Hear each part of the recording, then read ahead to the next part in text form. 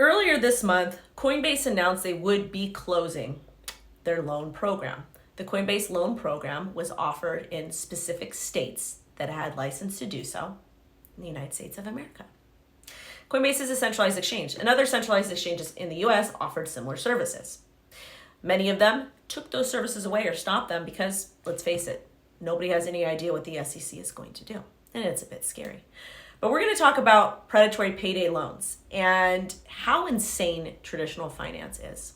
So for reference, Coinbase's program, you had to put down 30% collateral and you were able to take out up to $1 million out. Well, you had to put up more collateral depending, whatever.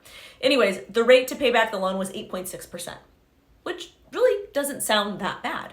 And let me remind you, if you want to get a loan at your bank for a small business or anything in general, not going to happen any way, shape, or form. How do I know this? I tried to get out a loan for a small business at a bank. Not going to happen. All the entrepreneurs I spoke to had to borrow the money from friends and family, which is kind of weird, kind of predatory, like just bizarre, right? Because you think you could go into a bank and take a loan out. They want you to take out a credit card loan and pay like 20 to 30% back. But anyways, 8.6% for a loan. I looked up earlier the payday loans and I knew that those are super predatory. I knew they charged a lot.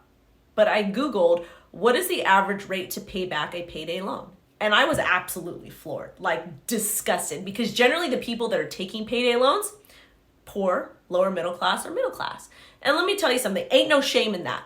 Everybody falls on a hard time at some point in their life, okay? Life happens, things happen, not shaming you. I get it, okay? It's very hard to save, especially in today's climate. But a payday loan, for every $100 you borrow, the payday loan facility, per state regulation, per federal regulation, has to charge you a cap of $10 to $30 per $100 you take out. So basically 10 to 30%. To borrow $100, they charge you 10 to 30% in interest to pay that back. Up to 30% to pay back a $100 loan to feed your family. That's legal. The SEC allows it. But God forbid a crypto company comes up with a really cool product to give people access to money. God forbid, right? This is what's happening in our country. Capitalism is going away. Entrepreneurism is going away.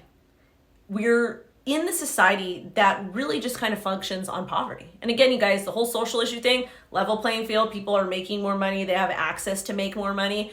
They have access to better products and services. Gets rid of a lot of the social issues. But the fact that it's legal for a payday company to charge 10 and 30% and prey on those who might not have that greater financial education, to those that English might not be their first language, and those that simply fell on hard times, that's not okay. But it's 100% legal in the United States of America. Instead of the SEC actually protecting retail in that aspect, they go after the good guys and they absolutely refuse to institute any types of laws to actually keep the crypto industry safe.